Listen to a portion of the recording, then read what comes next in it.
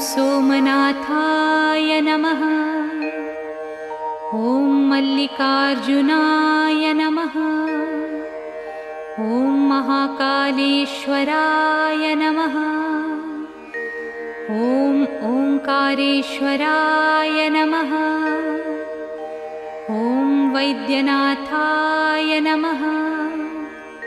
ॐ भीमशंकराय नमः। ॐ रामेश्वराय नमः। ॐ नागेश्वराय नमः। ॐ विश्वेश्वराय नमः। ॐ त्र्यंबकेश्वराय नमः। ॐ केदारेश्वराय नमः। ॐ भुस्मेश्वराय नमः।